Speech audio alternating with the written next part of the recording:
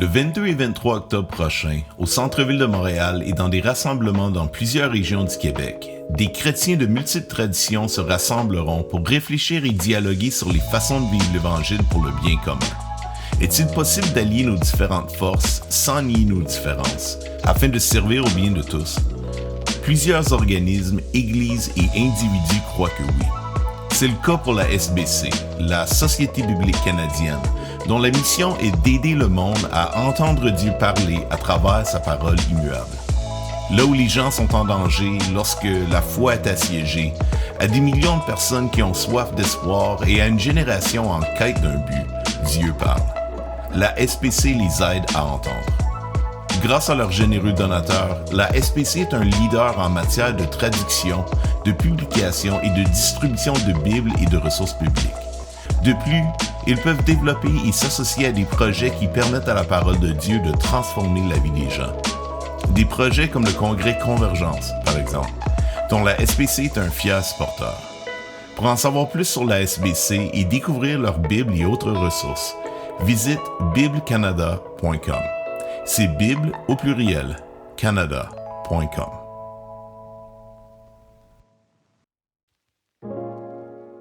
Honnêtement, on regarde ce qu'on est en train de traverser présentement en tant que humanité. Mon coffre d'outils, je le sens faible pour vraiment adresser ces questions-là.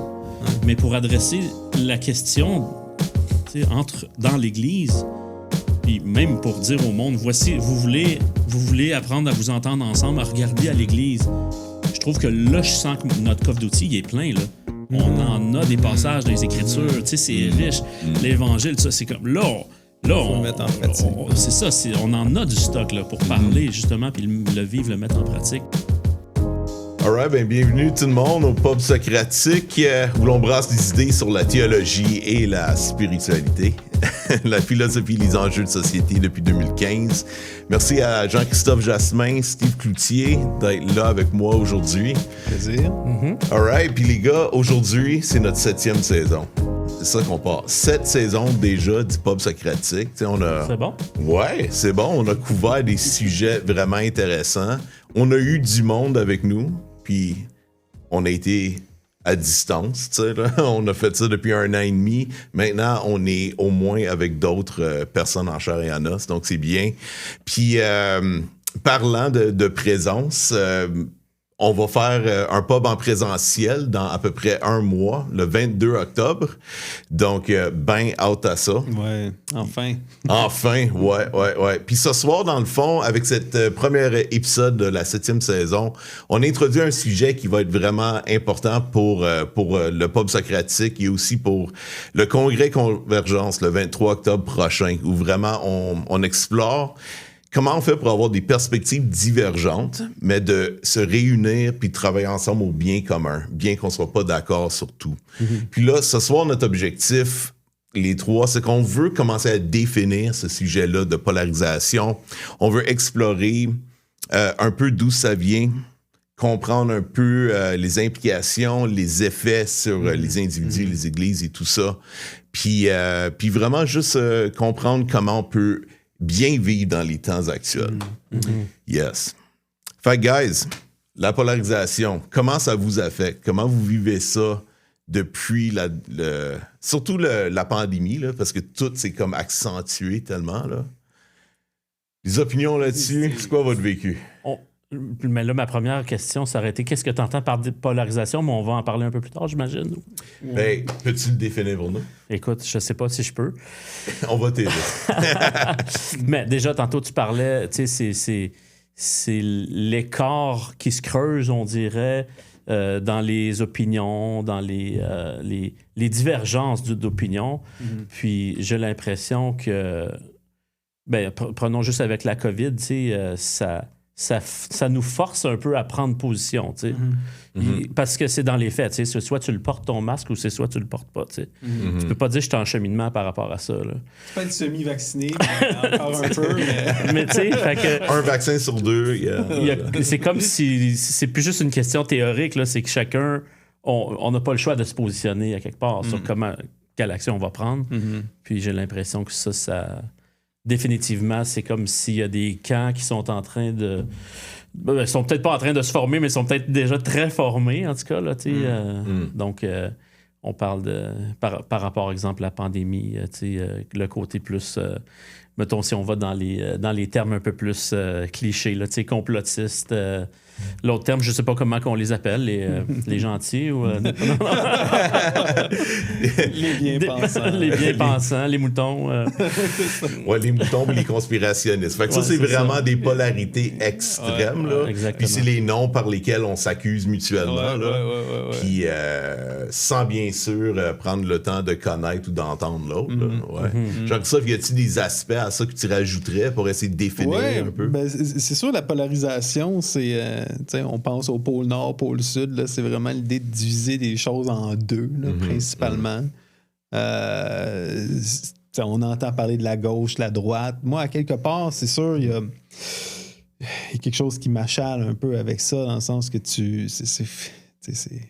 on simplifie des choses qui sont vraiment complexes, puis on sursimplifie trop des fois. L'axe gauche-droite, à quelque part, ça veut dire quelque chose, mais à quelque part aussi, ça veut rien dire parce que c'est tellement simple. C'est comme si on divisait les personnalités humaines en deux catégories. T'es soit un extraverti ou un introverti. T'es comme,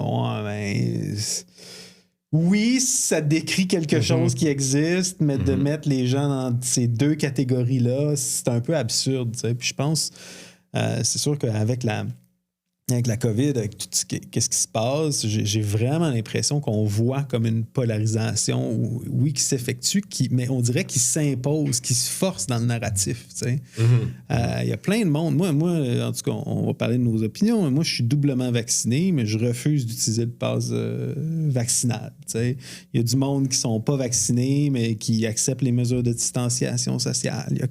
Il y a plein de nuances là, dans ouais, je me fais vacciner, mais je suis pas sûr. Je me fais vacciner, mais je suis certain que c'est la meilleure chose que quelqu'un peut faire. Puis, puis après ça, on va souvent dans les médias, on va mettre la caméra sur les extrêmes. C'est comme tu vois soit le ministre Dubé qui nous dit quoi faire, puis on donne la parole vraiment aux médecins, aux gens qui sont vraiment dans les mesures. Puis après ça, on va faire des topos sur... ceux qui font du vandalisme dans une école primaire, dans la Naudière, parce qu'ils sont anti-vaccins. Puis c'est comme tout le monde entre les deux, on dirait, on essaie de les pousser dans une ou l'autre des catégories. Puis on essaie de délégitimiser une opinion comme l'autre, tout dépendant de où nous on va. Là. Parce qu'en mettant de l'avant les extrêmes... Oui. Et ça, écoute, non, on tombe profond dans le sujet tout de suite, mais moi, c'est une des choses qui me trouble le plus, je te dirais, là, en ce moment. Moi, je pense que je suis... Dans ma gang, dans mon réseau, je pense parmi les premiers qui ont capoté par rapport à la COVID. Puis je la voyais venir, puis je vous dis, je le dis tout le temps, j'ai acheté mes actions Zoom avant que ça pète. J'ai fait 300%, j'ai revendu. Mais comme je le voyais venir, c'était gros quand même quand tu voyais ce qui sortait de la Chine. Fait que je suis pas comme quelqu'un à minimiser. Je dis pas ça pour dire hey, je l'ai vu, mais plus juste dire comme je minimise pas les affaires. Puis on dirait avec la polarisation qui se passe en ce moment, j'ai comme beaucoup plus peur des conséquences politiques de la COVID que des conséquences médicales de la COVID. Puis c'est comme la COVID au début, dans le sens que comme quand les données nous venaient de la Chine, on dirait qu'on avait un taux de fatalité de 3%. C'est-à-dire 3% des cas mouraient de la COVID là, quand on avait les premiers chiffres. C'est pas du tout le cas qui est arrivé, mais si ça avait été le cas, ça aurait été 60 000 morts au Québec, pas 10 000. Ça aurait été des dizaines, des centaines de milliers de morts. Fait que là, on est déjà dans les interprétations, là. Déjà, dans le fond, les arguments qui nous permettent de prendre une position d'un côté ou de l'autre. Puis c'est des bons points auxquels il va falloir qu'on revienne. J'aimerais ça qu'on puisse explorer un peu plus comment on voit les manifestations un peu au quotidien de la polarisation, puis aussi qu'on puisse parler de est-ce que c'est nécessairement quelque chose de malsain ou de mauvais? Là? Je pense que puis aussi avoir un peu une compréhension historique aussi, là, si on peut trouver des parallèles dans l'histoire. Quels ont été des moments où justement, peut-être les gens sont devenus très polarisés, puis quelles ont été les conséquences? Est-ce que vraiment on devrait en avoir tellement peur, ou etc.? Fait que, Steve, j'aimerais ça avoir ton avis, toi, en tant que pasteur, en tant que leader, travaillant avec des gens comme de divers endroits, de divers backgrounds tout le temps. Comment est-ce que toi, tu vois la polarisation se manifester un peu dans le jour au jour? C'est quoi les impacts? Là? Non, tu sais, je le vois comme tranquillement des gens qui, au début, tu sais, parlaient... On avait plus une conversation par rapport à ce qu'on était en train de vivre, puis tous les différents questionnements. Puis je le vois que graduellement, c'est comme si les positions se raffermissent un peu. Puis on dirait que plus les positions se raffermissent, moins que ça se parle. Puis les gens, tu sais, on dirait que tu sais un peu avec qui tu peux vraiment être à l'aise. Puis là, c'est comme je parle sans aucun filtre. Puis là, je peux parler plus avec mes émotions puis mes tripes, tu sais, parce que ça vient nous faire réagir là, quand même. Tout ce qu'on est en train de vivre. Puis d'autres personnes, si je suis pas trop sûr l'autre personne est où, c'est sûr que je me mets un filtre. Tu sais, je marche un peu sur des coquilles d'œufs, puis je fais attention. Là, c'est comme il y a des petits cas d'un coup qu'on... OK, ouais, je pense qu'on pense à peu près pareil. Là, on se sent la liberté. Je me dis, ça, c'est triste, par exemple, tu sais, dans les familles, dans l'Église, tu sais, je le vois dans notre Église, tu sais, qu'à un moment donné, là, d'ailleurs, on l'a abordé ensemble, entre nous, de dire, il me semble, ça devrait bien plus être un espace où est-ce qu'on est à l'aise d'en parler, parce qu'on sait que c'est pas les positions qu'on a par rapport à une question comme ça qui va changer notre identité ou notre unité. En tout cas, ça devrait pas l'être. Mais on le voit. Puis je pense que c'est pas juste chez nous, là. Puis il y a comme toute une question émotionnelle vraiment forte. T'sais. Tantôt, tu parlais justement de la peur. J'ai peur de ça. Puis les deux côtés ont peur. Dépendamment de ce qu'on valorise, tu vas avoir peur des enjeux politiques. L'autre, c'est la peur de à tort ou à raison. Une personne peut avoir vraiment peur que si elle se fait vacciner, elle va mourir. La peur est réelle. Les émotions sont fortes. Là. Ça vient nous chercher vraiment dans des grosses émotions. J'ai l'impression que c'est peut-être qu'on n'a pas vécu beaucoup ça dans les derniers temps. En tout cas, ma génération, là, d'être obligé de se réfléchir à des questions aussi importantes.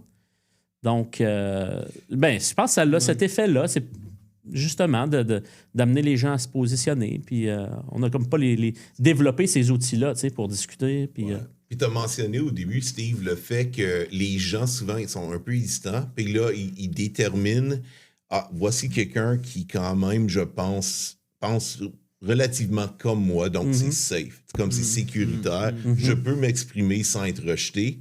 Mais en faisant ça, ils sont en train de, justement, se rassembler autour de gens qui pensent comme eux. Là. Tandis que d'autres trouvent d'autres gens qui pensent comme eux. Puis là c'est les interactions entre gens de pensées différentes se font de moins en moins. Là. Donc, ça crée la polarisation. Donc, c'est un processus qui se fait. On voit quand même que ça se fait assez rapidement, surtout de nos jours, peut-être avec la rapidité des informations, des communications. Ouais. OK, c'est bon. C'est quand même des notions qui nous aident un peu à comprendre qu'est-ce qui s'est passé. Le fait émotionnel que tu mentionnes, je trouve ça vraiment intéressant, je trouve ça important.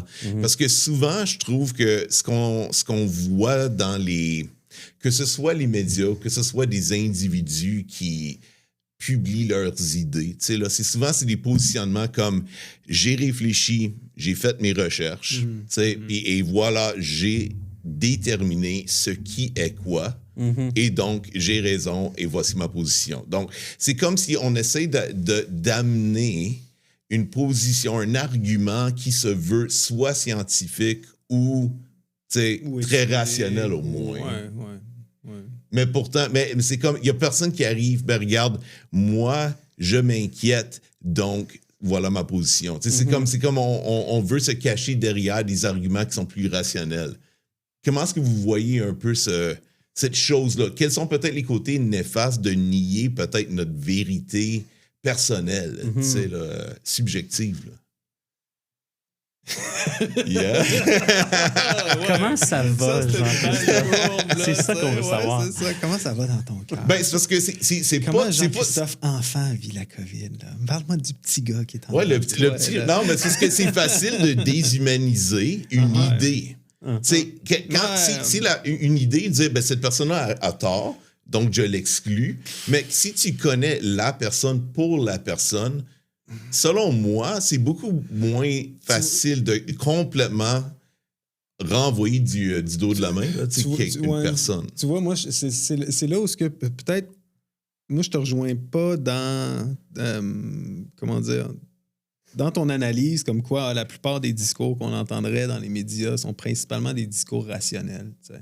Ben, ils prétendent être rationnels. Parce que quand tu fais une brève revue de presse, là, c'est quoi le pourcentage des articles sur la COVID qui sont anecdotiques? Qui sont lui est anti-vax, puis là, est à l'hôpital. Alors que, dans le fond, des vrais arguments sur la COVID, c'est pas très sexy, puis c'est pas très le fun pour le lecteur. C'est comme c'est pas. Le titre, genre, cet anti-vax se moquait de ceux qui se faisaient vacciner. Un mois plus tard, il est sur son lit de mort. C'est pas du sensationnalisme. Quand t'es comme, finalement, le taux de. Je sais pas, moi, le taux d'hospitalisation pour les personnes doublement vaccinées est comme, 30% plus élevé que ce qu'on anticipait. Puis finalement, le cas par fatalité. Parce que c'est ça l'argument rationnel. C'est ça les chiffres qu'il faut regarder. J'ai l'impression, quand tu discutes avec les gens, que ce soit certains anti-vaxxeurs ou même certains qui sont plus, qui suivent le discours dominant, je ne sais même pas comment déterminer ça. C'est souvent très émotionnel. Mettons, il y a eu un super bon éditorial la semaine passée. Je pense que c'est de... Je vais sûrement mal le citer. Christian Rioux, je pense que c'était dans la presse, mais c'est quelqu'un qui écrit au Devoir. Puis c'est comme un des rares chroniqueurs qui s'est opposé au passeport vaccinal avec comme un ensemble d'arguments quand même politiques. C'est bien réfléchi, puis c'est drôle, hein? La presse, là, jamais les gens répondent, ou très rarement les gens répondent aux textes d'opinion, mais dans ce cas-là, ils l'ont fait. Puis c'était vraiment là, les réponses qui ont été publiées. C'était genre, moi mes droits, c'est de pouvoir aller travailler sans que mon collègue anti-vax me tue. Puis c'était vraiment là, la crainte de l'autre. C'était purement des réactions émotives sans fondement. Là. C'était ça que tu voyais. C'est ça. Et moi, je vois beaucoup ça. Je vois beaucoup qu'on est vraiment manipulé par nos émotions. Puis on voit ça des deux côtés. Là. Puis il y a vraiment quelque chose qui s'est passé dans les 2 dernières années. C'est plus que la COVID. On dit souvent comme... c'est une illustration pastorale, mais c'est comme on dit, l'épreuve de votre foi plus pure que l'or véritable. Il y a vraiment cette idée-là de... la manière que tu fais pour voir de quoi quelque chose est fait, c'est en l'éprouvant. Si tu veux savoir, c'est comme, OK, ma poutre d'acier est capable de... supporter combien de livres par pouce carré, il y a des laboratoires qui vont savoir. Comment ils font pour savoir? C'est qu'ils mettent la poutre sous pression jusqu'à temps qu'elle pète. Le test de stress. Puis la COVID, c'est tellement plus qu'une pandémie. Puis moi, c'est ça qui me fait peur. Pour dire vraiment peur. Ça révèle j'ai vraiment plus peur de réaliser à quel point notre société, nos institutions, notre cohésion sociale, nos églises, notre santé mentale, toutes ces choses-là étaient tellement plus fragiles que je pensais. Puis ça, pour moi, ça me fait beaucoup plus peur que n'importe quel virus. Parce qu'au pire, je vais l'attraper, je vais tomber vraiment malade, puis je vais mourir. Mais une société qui meurt, une société qui s'effondre, là, c'est de la souffrance pour très longtemps. Puis, en tout cas, je tombe encore dans les Non, mais imagine si on débattait de nos peurs. Parce que si, mettons, moi, je suis assis en face de toi, puis je dis « Ah, c'est drôle, moi, j'ai moins peur de ça, tu sais. » Ouais. C'est comme, qu'est-ce que tu me dirais? C'est comme un roi. On fait un test. C'est vrai, c'est vrai. Même c'est un bon. Toi, t'as pas peur que la société s'effondre ou c'est comme. Mais ça dépend. De un, probablement que j'ai pas la capacité de l'analyser comme toi. Je pense à travers mon chapeau aussi. Non, mais t'as quand même un intérêt beaucoup plus marqué pour la politique, pour ces trucs-là. Donc, je pense que nos peurs aussi, les enfants. Mon gars, il a déjà eu peur, qu'il y avait des loups dans ses couvertes, dans son lit. Mais t'imagines-tu à quel point c'est irrationnel, cette peur-là? Mais pour lui, il la vivait pour vrai. Puis là, c'est comme... souvent, la peur dépend aussi un peu de comment tu es informé. Puis, mais il y a une peur qui peut être vraiment rationnelle, mais moi, je verrais un ours dans le bois, j'aurais peur. Puis quelqu'un qui est habitué de voir des ours dans le bois, il dirait non, il n'y a pas de trouble. Quand il te regarde avec ses oreilles-là par en arrière, il ne va pas t'attaquer, puis il n'a pas peur. Donc, fait qu'il y a tout, je pense que c'est ça le point. C'est que si on arrivait peut-être à parler un peu plus de nos peurs, j'ai l'impression que ce serait moins polarisant dans le sens qu'on n'est pas moins polarisé, mais on saillit moins, en tout cas, la face. On est plus ouvert à... on peut plus compatir. Puis je pense pour les 2 dernières années, le nombre d'histoires de justement là, de gens qui meurent de la COVID, puis d'histoires là, à faire brailler ou des histoires apeurantes. Puis c'est vrai, comme c'est quand même épeurant. Là, c'est une méchante bébite, là, dans le sens. C'est pas parce que tu l'as que tu t'en sors indemne, pas de séquelles, puis tout le kit. Là. C'est comme, je ne veux pas du tout minimiser. Là. C'est sûrement la pire pandémie depuis la grippe espagnole. Là. Mais, bon, tu sais, c'est juste la peur, mettons, de régimes qui virent vers comme une certaine forme de totalitarisme ou des sociétés qui se défont dans une guerre civile. Au Canada, j'ai moins peur, mais quand je regarde, mettons, qu'est-ce qui se passe aux États-Unis, tu te dis, écoute, des troubles civils, il y a eu des troubles civils, vraiment, les plus gros troubles civils depuis la guerre civile là, dans les derniers 12 mois aux États-Unis, là, avec toutes les manifestations suite au meurtre de George Floyd, puis aussi comme les élections, c'est des choses que...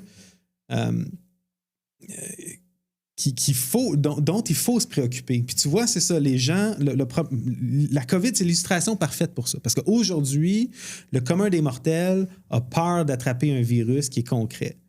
Mais pourquoi est-ce qu'on est pogné dans ce merdier-là? C'est parce que nos gouvernements n'ont pas eu assez peur d'un événement qui arrive peu souvent. Tu sais, comme chaque année, de dire « Ah, il va-tu avoir une pandémie cette année? » T'as pas grand chance qu'il y ait une grande pandémie cette année. Mais sur un siècle, c'est sûr et certain que tu vas avoir une pandémie. T'sais, c'est sûr et certain que tu vas avoir une pandémie. C'est sûr et certain qu'il va y avoir une crise économique. Je savais pas, mais maintenant on le sait. C'est sûr. T'as pas le choix. C'est le problème des en tout cas, c'est un autre situation. Pour moi, la question politique, ça fait partie de ces dangers-là. Ça arrive pas souvent, tu sais. Mais vous savez quoi? Notre génération, la génération de nos parents, puis celle de nos grands-parents là, qui sont nés comme, tu sais, juste avant la Deuxième Guerre mondiale, c'est comme, tu sais, depuis 1945, il n'y a pas eu de grandes guerres, il n'y a pas eu de conflits majeurs, il n'y a pas eu de changement de régime au pays, il n'y a pas eu de troubles civils profonds. Puis ça, c'est exceptionnel là, dans l'histoire de l'humanité. Tu sais. Tu es en train de dire que, dans le fond, notre société actuelle, elle était simplement pas préparée au niveau de stress. Dans le fond, c'est que la façon qu'on est, sur quoi on est bâti, notre façon d'être en société, d'interagir les uns avec les autres, aussi de traiter l'information, tout ça, là, à bien des niveaux, il y avait comme un manque de force structurelle. Là, exactement. Qui fait que quand le stress... c'est une analyse vraiment intéressante. Ça, je pense que ce serait intéressant de le comparer à des exemples historiques. Ce serait également... Mais moi, ce qui me vient en tête quand je vous écoutais parler, c'est que, tu sais, au niveau émotionnel et subjectif, dans les deux cas, on entend des gens qui répondent avec des arguments comme intuitifs, si tu veux, là, qui sont vraiment irrationnels, mais où les gens sont très polarisés. Au niveau intellectuel également, les gens travaillent parfois avec les mêmes informations. Ça arrive. Je connais beaucoup de gens qui reçoivent le même data. Un data qui est très crédible, qui est tiercement, tu sais, comme vérifié, là, tu sais, comme c'est du solide, puis arrive à des conclusions exactement opposées.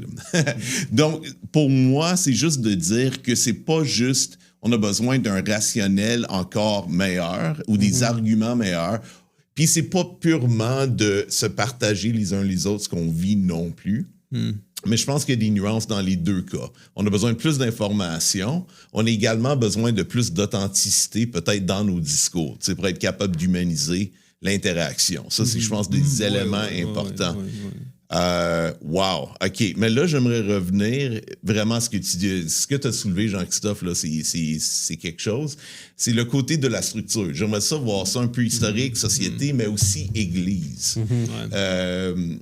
Qu'est-ce qu'on peut faire ressortir de ça? Quels sont les éléments dans notre façon d'être en relation, puis d'être constitué en société. Là. C'est quoi qui nous manque? Qu'est-ce qui fait que notre réaction immédiate, c'est de juste chercher à trouver des gens qui peuvent peut-être corroborer ce qu'on croit déjà, un peu comme tu disais, Steve. Là. Tu dis, la première réaction des gens, c'était « Wow, je suis pas sûr quoi penser, mais là, je suis forcé à me positionner sur quelque chose d'extérieur aussi. » Là. Tu sais, je disais, le masque, par exemple, tu peux pas le cacher. Là. Tu le portes ou tu le portes pas, les gens vont voir. Tu sais. C'est comme, il faut que tu prennes une forme de position ou autre. Ouais. Puis là, notre réaction, c'était... Je sais que pour moi-même, j'ai quand même... Moi, j'ai pas eu comme une crainte massive par rapport au virus. C'est comme plus ou moins. J'ai voulu faire attention, mais je n'étais pas de ceux qui avaient très peur. Par contre, j'avais peur d'offenser les gens si je faisais pas la bonne affaire. Puis je pense qu'il y a beaucoup de gens qui ont vécu ça. Là. On avait le stress de « je suis pas sûr de ce que je suis supposé de faire ». Encore ce week-end, là, on a plus de permissions. Puis tu sais, là, on vit l'espèce de weird là, fist pump, c'est correct. On peut-tu recommencer à pogner de main? Peut-être, maybe avec ma bulle, tu sais, je sais pas. Là. C'est une anxiété qui est là. Ouais.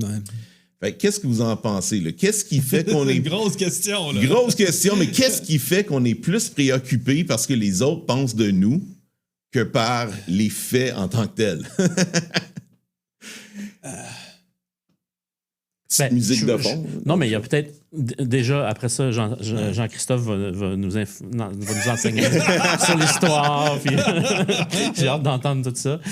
Mais déjà, je pense que quand je regarde juste moi, là, c'est comme moi, là, j'ai pas la capacité... Tout le monde a des belles études scientifiques. J'ai pas, honnêtement, la capacité de les comprendre, ces études-là. Donc, ça revient... C'est le cas pour la plupart des gens aussi. Ben, c'est ça, le commun des mortels. C'est des questions beaucoup trop grandes pour ce que je peux vraiment comprendre. Fait que là, la question, ça revient à dire à qui je fais confiance. Parce que c'est pas vrai, là. Tu t'as beau me citer les études, mais c'est pas toi qui l'as écrit, puis tu fais semblant que tu la comprends, mais en bout de ligne, ça t'a paru crédible pour une raison ou une autre. Peut-être à cause de la personne qui te l'a partagé. Donc, je pense qu'il y a une question de confiance là-dedans. Donc, tu n'as pas le goût d'être tout seul dans ton camp. Donc, déjà, quand tu vois on s'influence, c'est le fun de savoir qu'il y a d'autres personnes qui pensent un peu comme toi, c'est rassurant. Donc, en tout cas, je voulais juste mettre cette idée-là sur la table de dire comme, faut quand même pas. C'est des questions. Tu sais, même les questions politiques, les questions scientifiques, c'est des questions de santé mondiale, tu sais. Honnêtement, j'en ai pas d'opinion par rapport à ça, là. Je fais ce qu'on me dit, là. Certaines personnes disent « je vais faire confiance et je vais faire ce qu'on me dit ». D'autres personnes ne font pas confiance. Peut-être parce que justement, juste ton histoire personnelle puis tes recherches, etc., t'ont porté à une autre conclusion. Ouais. Ben écoute, c'est sûr, moi je fais ce qu'on me dit dans le sens... Je reconnais qu'on conduit dans la brume, tu sais. Mais en même temps, il faut reconnaître aussi, tu sais, comme tu dis, j'ai pas la capacité de lire ces articles scientifiques, comme moi non plus, là, dans le sens où je pense pas parce que je suis capable, c'est parce que je lis l'abstrait d'un article scientifique que j'ai compris l'ensemble des enjeux. Mais ce que je suis capable de voir, c'est que puis ça, on l'a tout vu, là, tu sais, regardez l'histoire des masques au début, là, tu sais, ça a fait un gros mime, là, à Arruda qui disait, là, comment que le monde, on n'est pas capable de porter des masques, on va se toucher la face, ça sert à rien, on est tous des épais, tu sais, puis là, c'était comme les masques, ça sert à rien, tu sais. Vous vous souvenez, au début, les masques, ça sert à rien, puis ça, c'est comme autorité scientifique, là, je vous le dis de mon autorité scientifique, puis t'es comme, ah ouais, OK, les masques, ça sert à rien.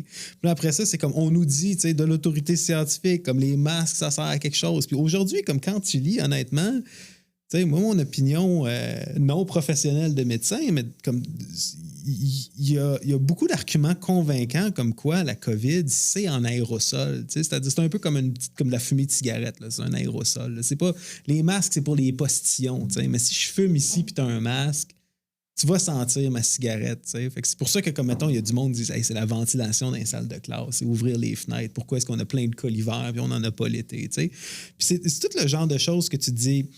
Il y a comme une perte de confiance dans. Je pense, il y a une perte de confiance généralisée dans les institutions en Occident. Ça a commencé par la perte de confiance envers l'Église. Je pense qu'on est les premiers à avoir été victimes de cette perte de confiance-là.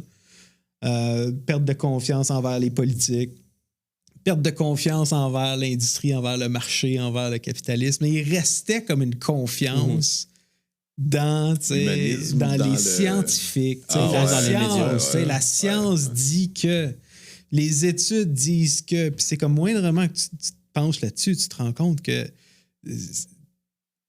il y a comme une énorme crise de confiance en termes en tout cas, les autorités scientifiques ont perdu du galon. Ça, c'est sans parler c'est un autre sujet, mais comme la crise qui traverse justement le monde scientifique, la crise de la réplication, où ils se rendent compte que la plupart des études, pas la plupart, là, mais je pense un 40%, ça dépend des domaines, là, mais une proportion énorme des études qui sont publiées ne sont pas réplicables. C'est-à-dire que comme fort probablement le monde qui ont publié l'étude pour avoir un doc ou quoi que ce soit, ou avoir comme ils ont coupé les coins ronds en termes de méthode, en termes de chiffres, puis finalement ces études-là sont pas concluantes. T'sais. Quand tu dis 40% de ce qui est publié et d'un domaine à l'autre est pas fiable, c'est comme qu'est-ce qui reste comme institution fiable, Puis écoute, on s'échange, on trouve des nouvelles transcendances. On cherche tout le temps quelqu'un à qui on peut réellement placer une confiance qui nous permet de ressentir une certaine sécurité. Puis après ça, on est capable de continuer à avancer. Mais là, une insécurité généralisée, c'est un peu ça notre diagnostic là, de société. Puis, dans le sens que c'est une surprise, là, on aurait-tu eu plus confiance à d'autres gouvernements dans l'histoire les Romains ou dans le temps de la Bible. Il y a des phases au niveau. Il y a quand même des moments dans l'histoire où les gens font beaucoup plus confiance aux institutions, plus confiance aux autorités. Puis là, on est vraiment dans une phase, dans un creux quand même historique, je pense. Puis là, tu parles d'un point de vue la population en général. En Occident, même quand tu regardes la montée des mouvements populistes, la révolution arabe, c'est le mélange, c'est un petit peu ça aussi. Là. Ça fait partie de la même vague là, de perte de confiance envers les autorités, envers les institutions. Je veux dire, l'élection de Trump, ça révélait ça aussi. Là. C'est comme la révolte du public face à une élite qui est perçue comme incompétente, corrompue. Peut-être ça nous force justement à avoir une posture un peu plus chrétienne par rapport à tout ça. Parce que, en tout cas, je ne sais pas si on veut aller là-dedans, mais quand tu le regardes... un peu, Non, mais l'idée, c'est quand je le regarde à travers le christianisme, la vision du monde chrétienne, j'ai aucune attente réelle d'avoir confiance aux institutions, dans le sens que... On sait qu'aucune institution ne pourra comme vraiment avoir une réponse finale ou subvenir à tout ce qu'on peut avoir besoin. Puis il va y avoir des bonnes périodes puis des moins bonnes périodes. Puis nous, c'est pour ça on va continuer d'avancer là-dedans, là, tu sais, puis parfois ça va être plus confortable, d'autres fois ça va être moins confortable. C'est ça. Peut-être c'est ça qui change. Tu sais, là on entre peut-être dans une période beaucoup plus inconfortable.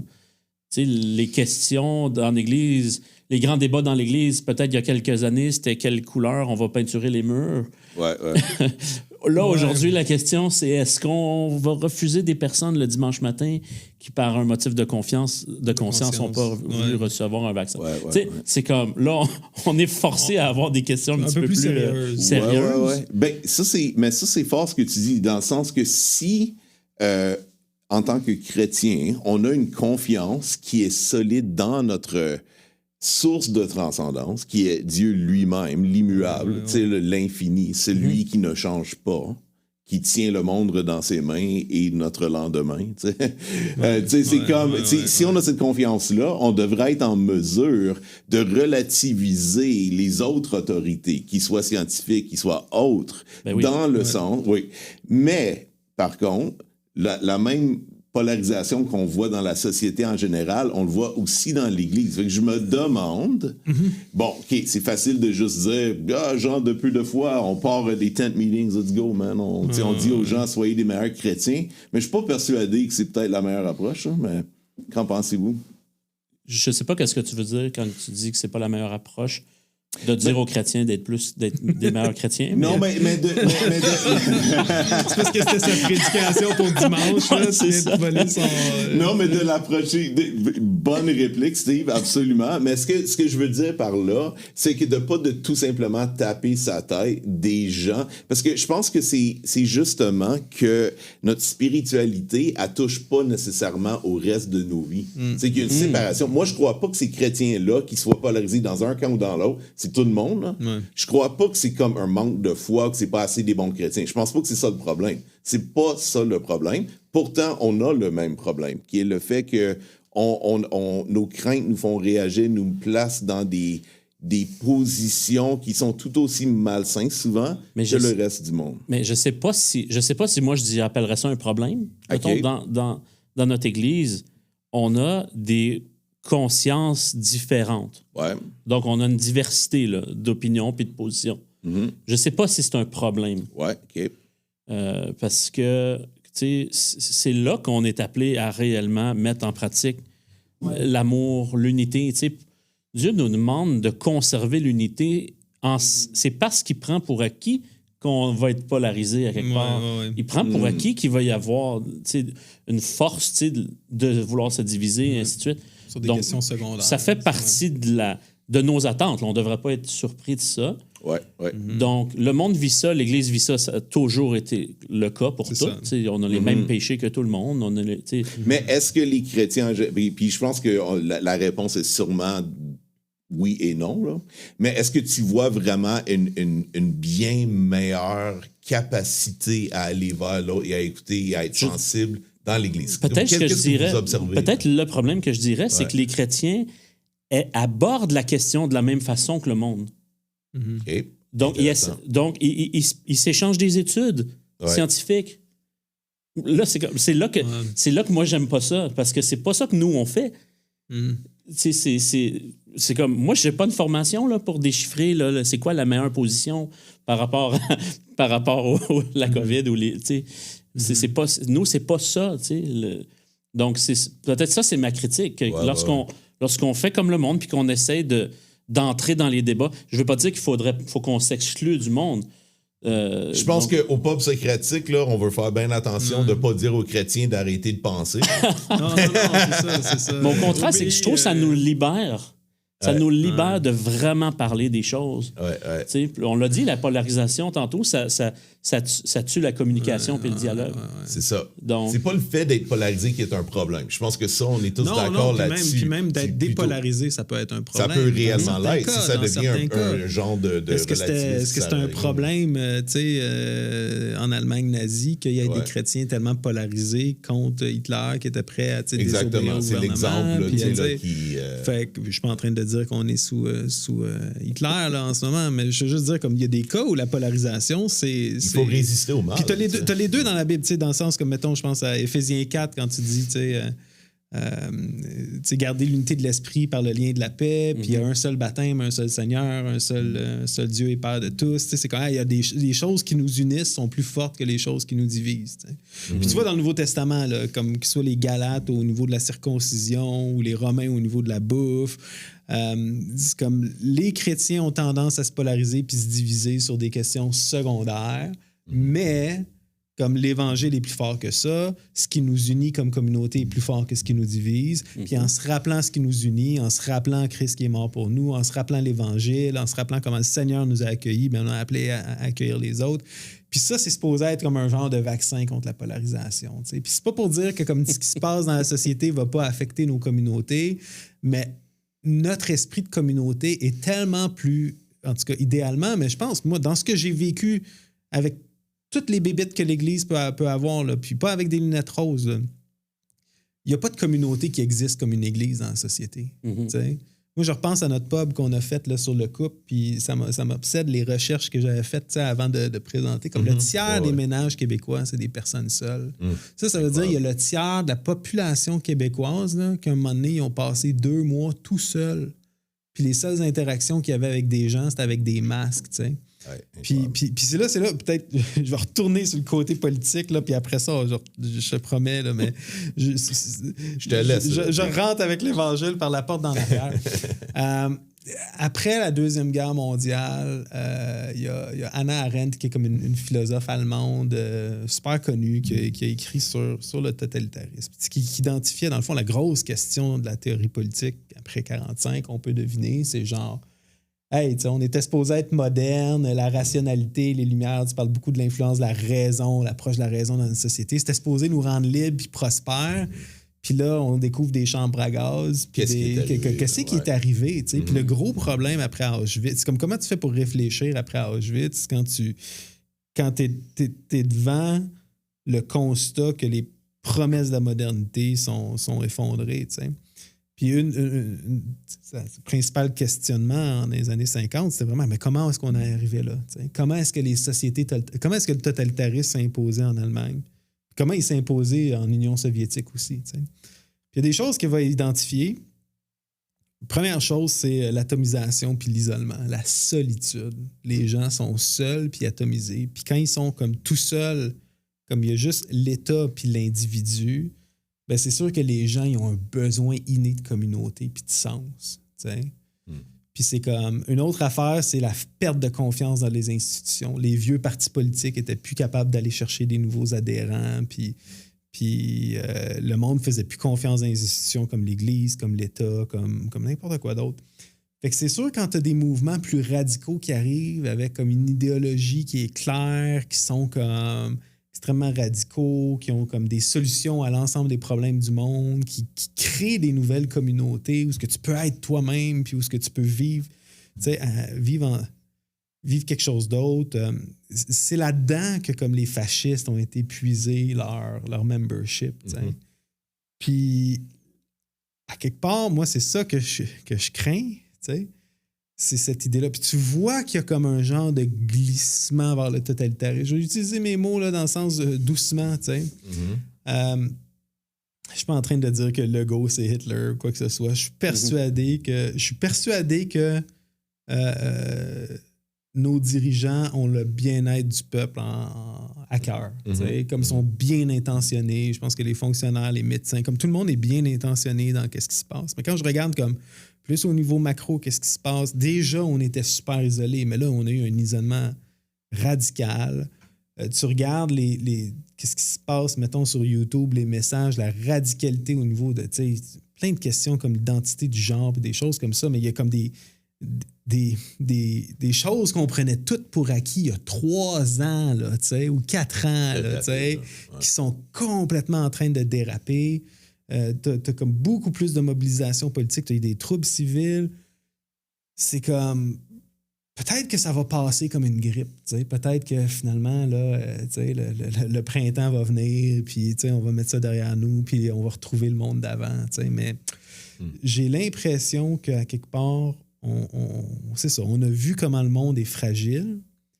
Puis c'est là que je me dis, OK, mais admettons qu'on reste dans une approche, mettons qu'on glisse vraiment vers une approche plus totalitaire. Le passeport vaccinal devient permanent, que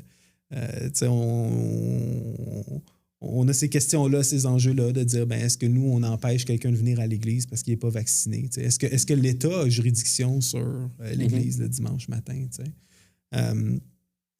Toutes ces questions-là, je pense que c'est là le vrai test pour l'Église et les chrétiens. Je pense qu'on est appelé à être une communauté. Comme il y a 2 choses qu'on est capable de donner aux gens que notre société est incapable de donner, que l'Évangile est capable de donner aux gens, mais c'est dans l'Église, c'est un sens de communauté, puis une vraie liberté.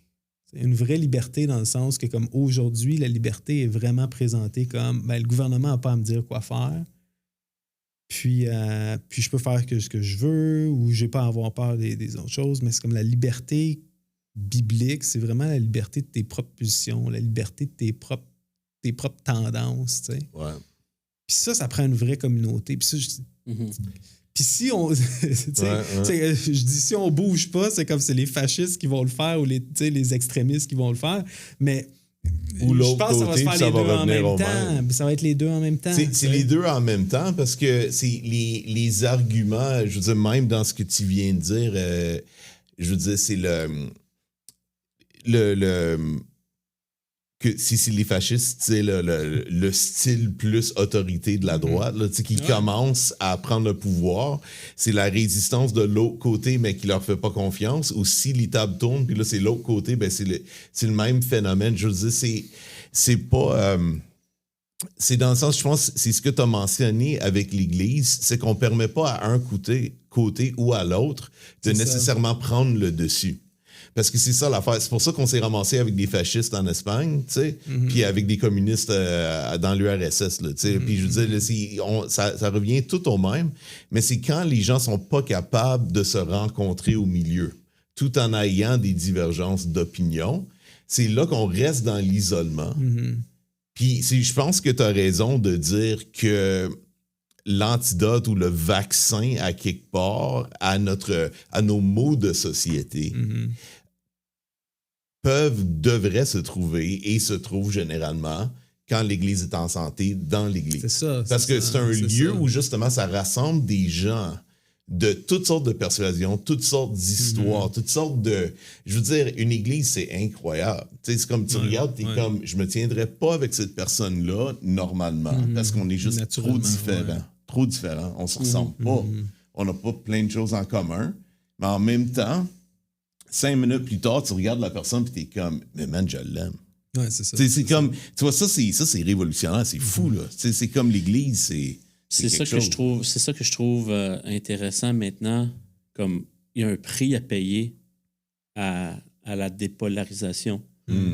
Parce que c'est pas juste de t'écouter dire ton opinion, puis à la fin de dire hey, je te respecte, t'es mon frère, puis tu t'en vas chez vous, tu continues de vivre ta vie, puis je m'en vais chez nous, puis je continue de vivre en fonction de mes croyances. C'est que là, nos croyances, ils ont un impact sur nos relations. Parce que là, on le vit là, dans notre quotidien. Là. Pas plus tard que tantôt, on veut sortir en ville. Notre réflexe, c'est tout de suite, OK, quel resto on va? Et là, il y a un groupe de personnes, c'est comme, oh, le passeport. Là, tout le monde se regarde avec un petit malaise. Là, c'est comme, OK, on l'utilise-tu? Qu'est-ce qu'on fait? Là, il y en a un dans le groupe qui est pas à l'aise de l'utiliser. Fait que là, c'est comme, bon, écoute, on te respecte dans tes croyances, mais bye, tu sais, nous, on va y aller. Là, ça crée une brisure, tu sais, dans notre unité.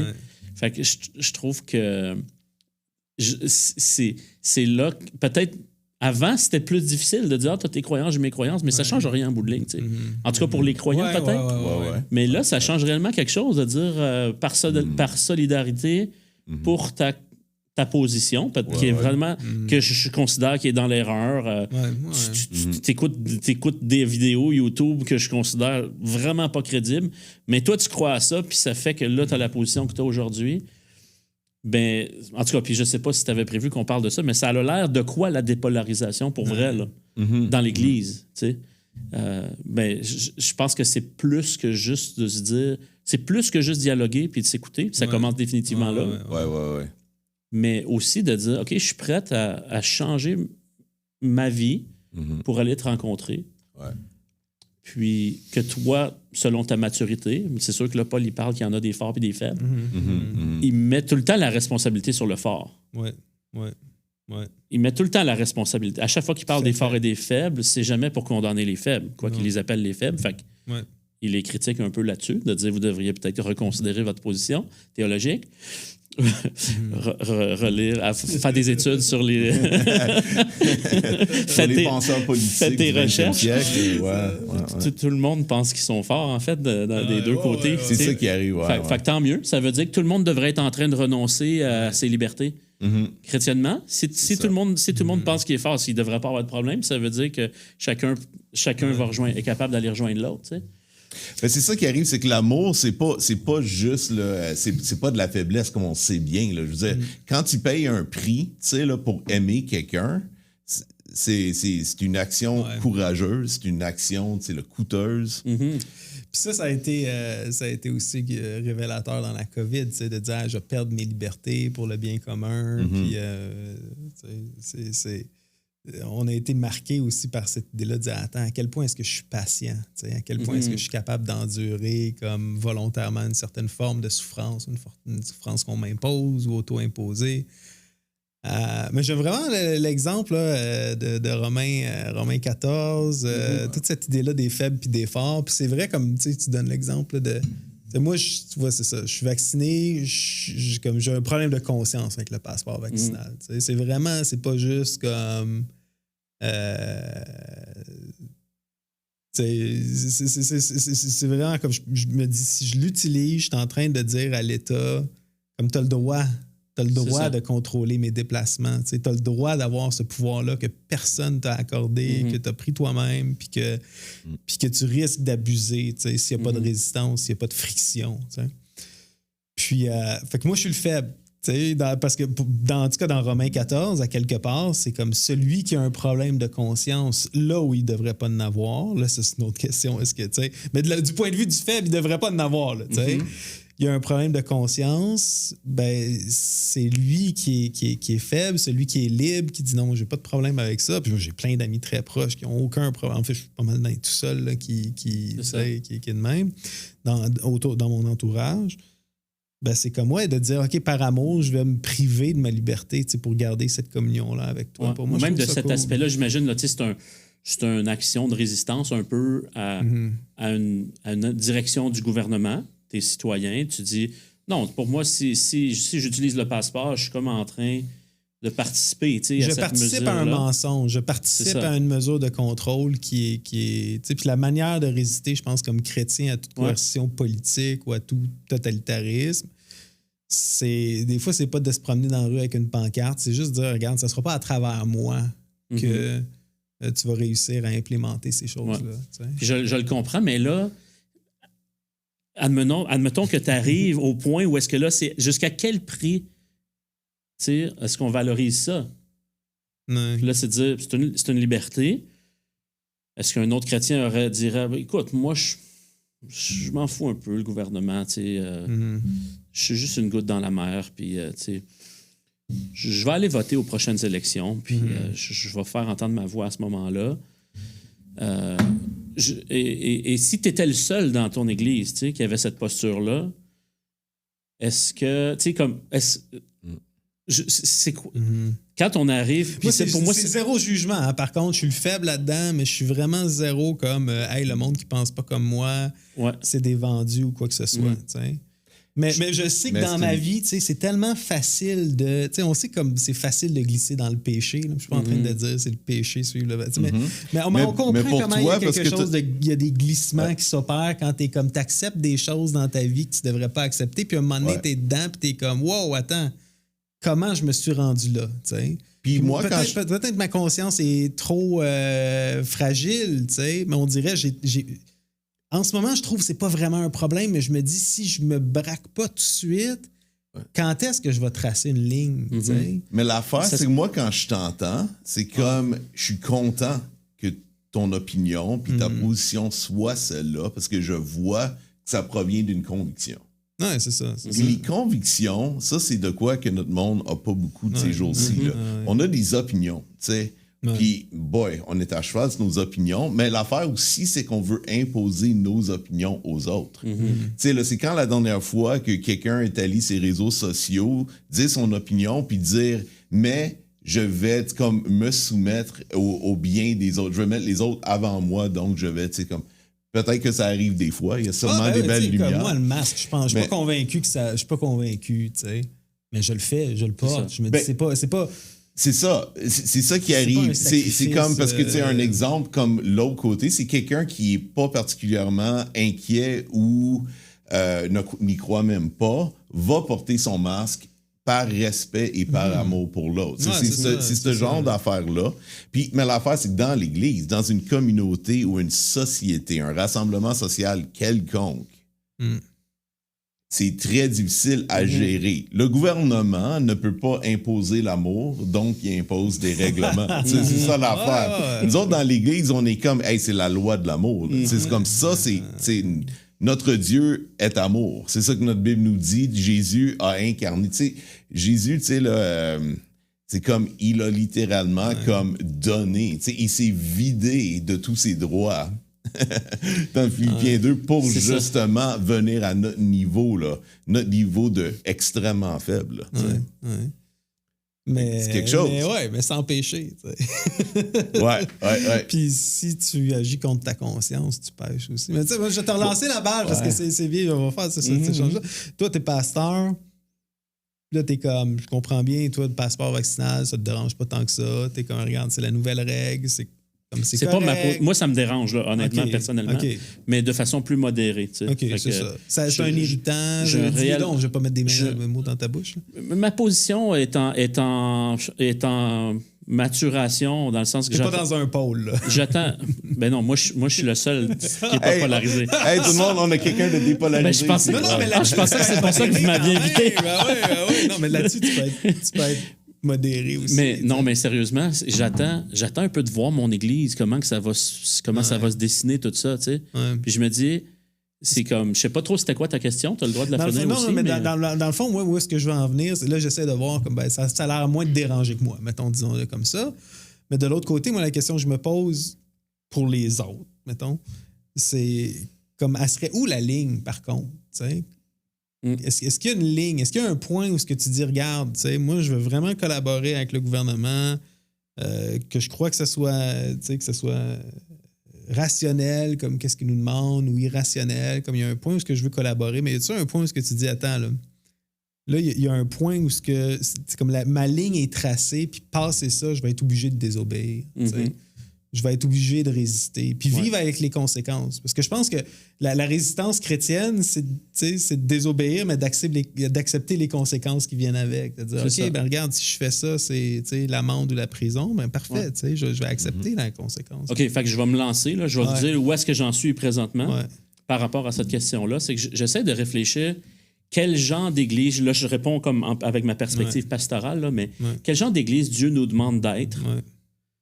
Puis j'ai l'impression que j'ai le devoir en tant que pasteur, puis on a le devoir en tant qu'Église, que toute personne qui veut se joindre à l'Église, qui veut venir entendre l'Évangile et qui veut suivre Christ, puis on s'entend que les personnes qui veulent suivre Christ, c'est des immatures. La personne arrive provenant du monde, avec toute la culture et la pensée du monde.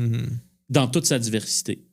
Donc, au même titre que, tu sais, je veux qu'on soit accueillant, une famille d'accueil pour toute culture, ben, je dirais, je veux qu'on soit le genre d'église où toute personne est capable de venir suivre Christ.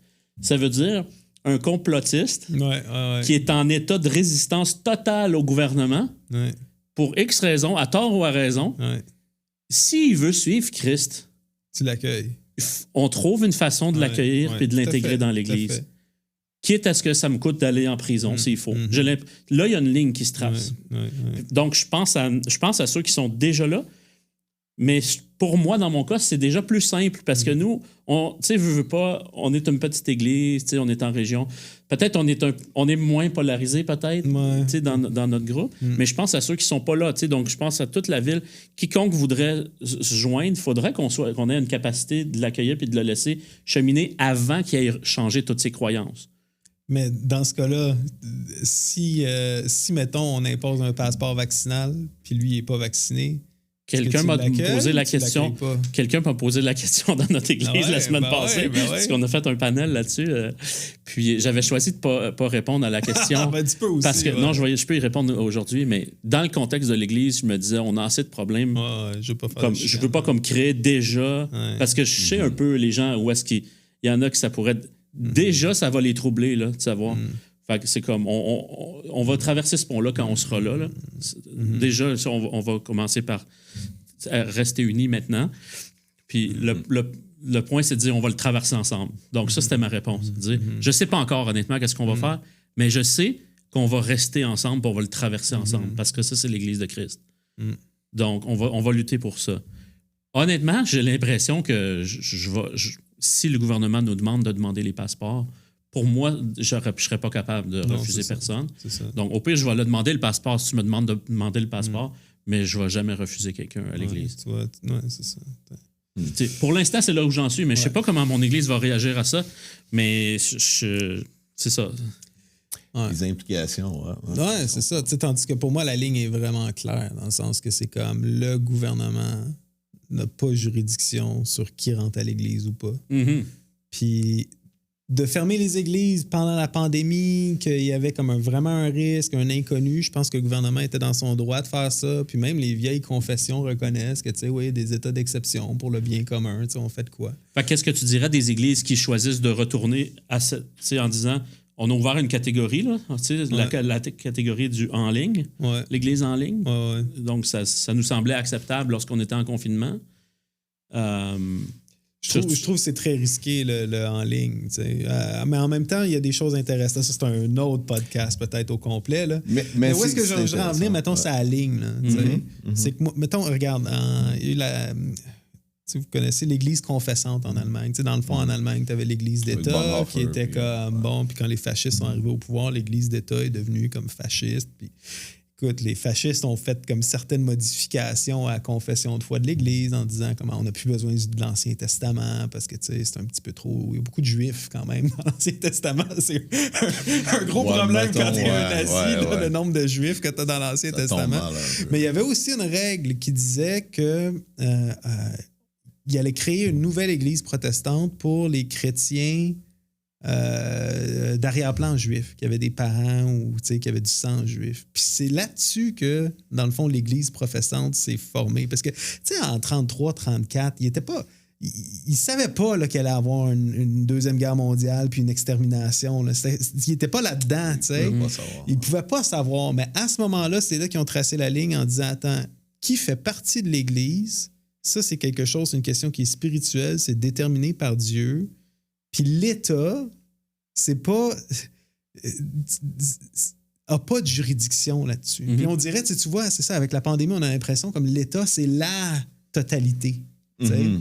Tout est à l'intérieur de l'État. L'Église est à l'intérieur de l'État. On est comme légiféré par l'État. Puis il y a quelque chose de fondamentalement faux là-dedans. C'est de dire, c'est comme, non, attends, là, nous autres, on était là avant le Canada, avant, tu sais, on est né dans l'Empire romain, on a vu des empires s'effondrer les gens après dire ça. les autres. Moi, j'étais là avant le Canada. Oui, pour vrai, ma famille existait, tu sais, au tout début de l'Empire romain, puis on a vu d'autres régimes passer puis qui étaient supposés durer pendant 1000 ans, puis ils sont tous effondrés. Et l'État, à un moment donné, il y a un point, il y a une responsabilité prophétique où ce qu'on dit. Puis c'est pas de la politique, là. C'est de la théologie. C'est de dire, le corps de Christ, il est défini par Christ, il est défini par l'enseignement de la parole, il est défini par le baptême, puis par le repas du Seigneur. Ouais. Comme on peut exclure quelqu'un du repas du Seigneur, puis c'est pour des raisons graves. Puis la vaccination, c'est pas un motif d'exclure quelqu'un de la communion. Puis c'est là où ce que je me dis, j'espère qu'on n'en viendra pas à ça. T'sais. Je regarde, mettons, qu'est-ce qu'ils viennent de faire avec les infirmières en disant vous êtes toutes vaccinées pour le 15 octobre. Puis, si t'es infirmière et t'es pas vacciné aujourd'hui, là, c'est une question de conscience. Donc là, ils sont en train de se rendre compte que ils vont peut-être perdre 5% de leur main-d'œuvre quand ils sont déjà en pénurie de personnel. Mais tu sais, c'est comme, je pense que l'Église, en général, a tracé la ligne là aussi. Tu veux savoir ce qui m'inquiète le plus? Oui, vas-y. C'est, même quand je pense à mon Église, là, c'est pas les non-vaccinés. Honnêtement, je trouve ça assez facile de tracer cette ligne-là que tu viens de dire. Parce que c'est tellement clair dans les Écritures. Ce qui m'inquiète, c'est lorsque je vais le faire, c'est les très pro-vaccin, pro-gouvernement, puis suivre toutes les mesures, puis tout ça, qui depuis le début s'efforcent. Je suis pas sûr qu'eux vont avoir le goût qu'on devienne une église illégale. Qu'on devienne une église illégale, que leur pasteur s'en va en prison, je sais pas. Là. Je pense, de toute façon, je pense qu'on est loin de ça, mais ils n'auront pas le goût qu'on devienne une église qui désobéit aux lois. Puis, et là, eux, dans ce cas-là, je pense que Dieu leur demanderait, à eux qui sont les forts, de faire un bout de chemin pour les autres. Et je pense que ça va être très difficile pour eux puis ça risque d'éprouver la maturité. C'est pour ça que je commence tout de suite à parler de ça puis à enseigner l'Église par rapport à ça, parce que j'ai l'impression que je sais pas si on va arriver là, mais je m'imagine là. C'est pour ça que j'ai pas répondu à mon Église le dimanche. C'est ça le cœur de ton travail pastoral. Moi, j'ai tellement de respect puis d'admiration pour ça, parce que dans le fond, c'est tellement pas finalement à propos de la question politique ou théologique de comme est-ce que tu prends un vacciné ou un non-vacciné ou quoi que ce soit. La question, c'est comme à quel point est-ce qu'on est affermi dans l'Évangile, à quel point est-ce que comme l'unité de l'Église puis l'accueil de l'autre est plus important que ta vie ou ta mort, tu sais. Écoute, c'est Cyprien de Carthage dans son traité sur la mort. Là, qu'on connaît tous très bien. Vous connaissez tous très bien. Cite-nous là, Jean-Christophe. C'est super intéressant parce que dans le fond, c'était comme... Là, c'est une vraie pandémie, tu sais, comme où ce que tu sais, je pense qu'il y a eu un taux de mortalité de comme 20% de la population. Là, c'était quel siècle? Tu l'appelais? C'est une des plus anciennes. Là. 250, 260. C'est ça. Puis il n'était même pas capable scientifiquement de déterminer d'où ça venait. Donc c'était. C'était des miasmes. Voilà. Il n'y avait aucune idée comment ça marchait. Puis, dans le fond, toute la population fuyait la ville pour se sauver dans la campagne. Puis les chrétiens se sont distingués pendant cette pandémie-là en restant au chevet des malades, sachant que les chances n'étaient pas de leur bord. Comme en restant pour simplement abreuver les personnes, leur offrir les soins essentiels. Dans le fond, faire le contraire de ce qui s'est passé au CHSLD Héron. Ces chrétiens-là étaient comme, tu sais quoi? On vient de passer à travers 3 vagues de persécution. J'ai déjà fait la paix dans mon âme, que comme mon but dans la vie, c'est de glorifier Christ jusqu'au bout. Puis c'est comme, ma vie n'est pas précieuse au point où ce que comme, je veux la garder, l'arracher pour moi. Puis je pense que ça, c'est le fondement, le fondement des chrétiens. Là. Puis apparemment, de un, c'est que le taux de survie chez les chrétiens était nettement plus élevé que chez les Romains parce que les Romains abandonnaient les leurs. Fait que le monde mourait de faim ou mourait comme juste avoir eu les soins. Il y en a plein qui auraient passé à travers la maladie qui n'ont pas passé à travers. Puis les chrétiens sont même mis à prendre soin des non-chrétiens. Puis ça a été tellement un témoignage important que de ce moment-là, tu vois, c'est comme il y a vraiment eu une poussée du christianisme là. C'est au milieu du 3e siècle, fin du 3e siècle, juste avant que, comme 75 ans plus tard, l'empereur devenait chrétien. Fait que là-dedans, je me dis, qu'est-ce qu'il y a d'admirable là-dedans? C'est ça, c'est qu'il y a un travail pastoral super important à faire pour que les gens soient comme, c'est pas grave si tu meurs de la COVID, puis c'est pas grave si tu vis sous une dictature. Ce qui est grave, c'est que tu sois pas affermi en Christ, Puis ça, c'est comme la crainte qu'on devrait avoir en ce moment. C'est comme, est-ce que ce qui vient de se passer montre que les gens sont affermis en Christ? Fait que là, je fais revenir à l'Église en ligne. T'es comme, est-ce que c'est suffisant pour s'accrocher en Christ? C'est ça. Puis la question du format... Au fond, il faut la pousser vraiment plus loin, au sens de est-ce qu'on est vraiment en train d'être l'Église selon son essence? Est-ce que par nos actions, on est justement en train de nous distinguer, un peu comme ces chrétiens-là du 3e siècle, qui justement, à cause qu'ils faisaient partie d'un royaume qui était plus haut, qui transcendait le royaume romain, comme les autorités publiques. Bon, puis là, c'est ça l'affaire. C'est que je pense qu'au début, on parlait un peu de notre diagnostic de société. Qu'est-ce qui a fait que quand le stress est venu, là, le poids de cette pandémie qui a fait qu'on a tous craqué, tout le monde pareil. Mais un peu dans l'Église, je pense qu'on a oublié le fait... Parce que le problème, la seule chose qu'on veut pas faire, c'est que peu importe... quels sont les compromis à quelque part que certains chrétiens doivent faire afin de recevoir et d'accueillir l'autre dans sa faiblesse. Peu importe si c'est d'un côté ou de l'autre, là, parce qu'il y a sûrement des compromis des deux côtés qu'il faut qu'ils soient faits par amour dans la société qu'est l'Église. Ben, l'affaire, c'est qu'on ne veut pas le faire par triomphalisme ou comme pour démontrer juste qu'on est quelque chose de... qui comme contre la société. C'est plus une question qu'il faut comprendre que notre appartenance au royaume de Dieu est en fait aussi pour le bien de tous. Là, parce qu'il y a comme une humanisation, je crois, de toute personne qui est plus haute. Là. Puis je pense que c'est qu'on a oublié notre identité là-dedans. C'est notre identité à quelque part. Notre identité, notre appartenance à Christ, la hiérarchie, tu sais. Christ, il est le Seigneur. Christ, c'est le boss. C'est comme, c'est notre maître suprême, c'est notre empereur. C'est comme, il y a comme une soumission au Christ qui se transmet après ça dans une soumission mutuelle. Puis ça, je pense que on l'a peut-être perdu, ça, cette idée-là.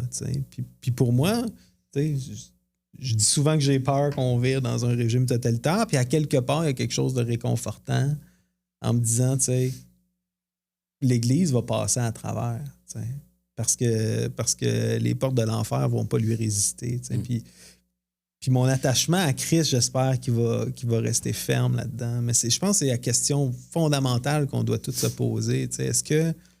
Puis ça, c'est peut-être une autre question qu'on va se poser comme pasteur, comme chrétien. C'est à quel point, comme alors que les églises rouvrent, ou tu sais, le temps que ça rouvre, ou combien de monde sont restés en ligne? Tu sais, combien de monde vont vivre... T'sais, écoute, on a du fun à faire ça, le pub socratique. On est content qu'on ait des auditeurs, puis qu'on les voit souvent aux événements, puis tout.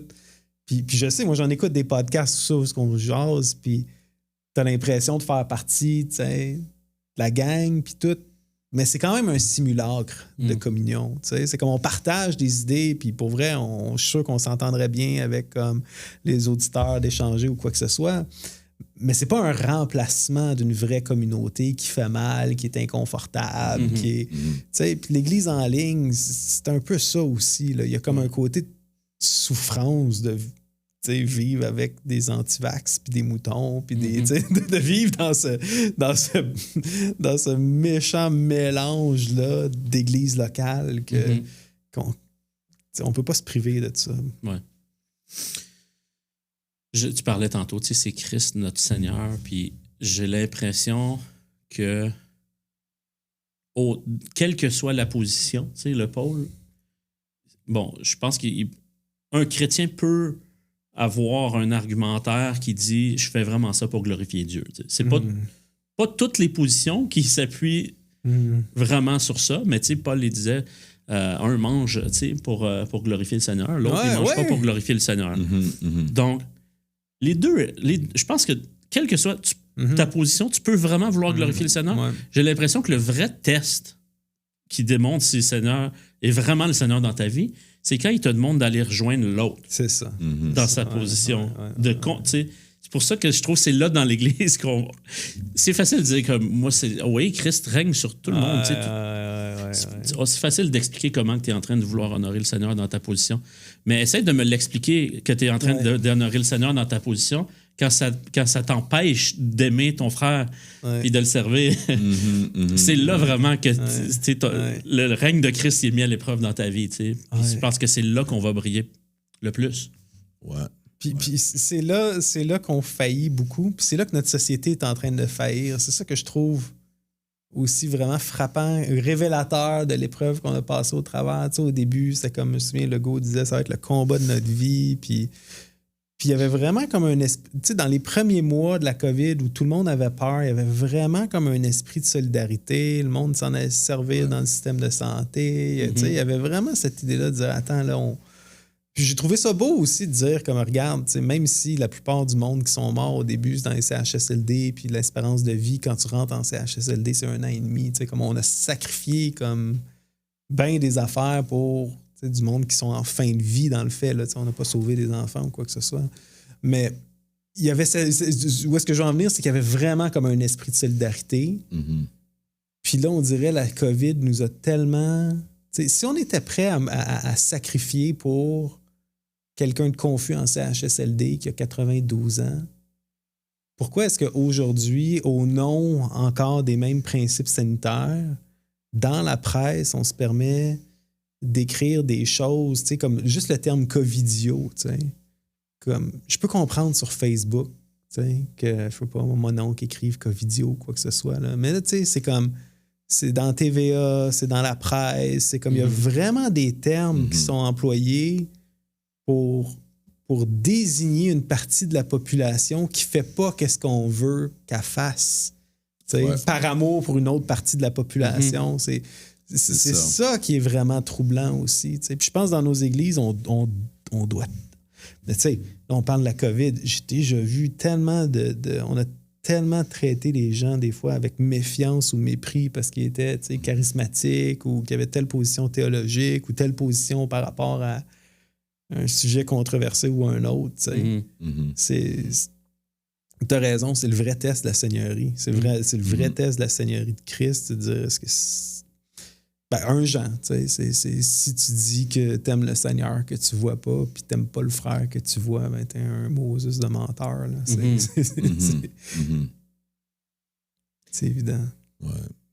Et ça, c'est la possibilité qui est devant nous, je pense. En tant que chrétien, en tant qu'Église, c'est on peut se conscientiser de cette vérité-là, puis on peut chercher à aller au-delà, à arrêter de chercher nos droits, à se faire entendre, à se faire comprendre, mais de chercher plutôt à aller vers l'autre, puis à aimer nos frères et nos sœurs, qu'on réussisse à les comprendre ou non. Là. Ouais. Puis, honnêtement, on regarde ce qu'on est en train de traverser présentement en tant que humanité. Mon coffre d'outils, je le sens faible, pour vraiment adresser ces questions-là. Ouais. Mais pour adresser la question dans l'Église, puis même pour dire au monde, voici, vous voulez apprendre à vous entendre ensemble, à regarder à l'Église. Je trouve que là, je sens que notre coffre d'outils, il est plein, là. On en a des passages dans les Écritures, c'est riche. L'Évangile, ça, c'est comme... Là, faut le mettre en pratique. C'est ça, on en a du stock là, pour parler, justement, puis le vivre, le mettre en pratique avec conviction, avec autorité. Puis c'est concret, là. Ben oui. C'est ça l'affaire. C'est qu'à quelque part, ce qu'on a fait, je pense, dans les derniers décennies, surtout comme tu disais tout à l'heure, Steve, puis JC aussi, je veux dire, depuis la Deuxième Guerre mondiale, génération après génération, la vie a été plutôt facile, tu sais. Puis à quelque part, on pouvait vivre notre spiritualité comme quelque chose de détaché, tu sais, là. Ouais, ou même c'était proposé comme un plus, tu sais. Ah, t'as tout dans la vie, mais tu pourrais avoir plus avec Jésus. Puis je veux dire, puis selon le gouvernement aussi, je veux dire, eux, ils ont, je veux dire, la responsabilité suprême, supposément, là, tu sais, là. Mais nous, on sait que, tu sais, il y a une autorité qui transcende, qui précède. Mais je pense que pour beaucoup de chrétiens, dans la pratique, on vit pas vraiment comme ça. On vit comme si le gouvernement, c'est eux, au final, qui sont ceux vers qui on se tourne, tu sais, puis les institutions bonnes et belles comme elles soient, là, je veux dire, en fait, souvent, on pense pas que qu'en Christ, on a réellement des solutions pour la vie très concrètes, mais oui, c'est le cas, tu sais. Mais merci les gars vraiment d'avoir été là pour jaser de ça avec moi. Vraiment, je pense qu'on a bien amorcé notre discussion de la dépolarisation. J'ai bien hâte de continuer. Oui, plaisir. Merci. À bientôt. Ouais. Voilà. Le podcast Hip-Hop Socratique vous est présenté grâce à une collaboration entre Multicé, Mouvement Jeunesse et Pouvoir de changer. Notre objectif est de cultiver l'esprit critique, l'écoute attentive et la prise de parole sensée, en donnant à chacun l'occasion d'interagir avec un enjeu ou un sujet d'intérêt actuel à partir d'une perspective de foi. Suivez-nous sur Facebook pour être informé de nos prochains épisodes et de la reprise de nos événements live.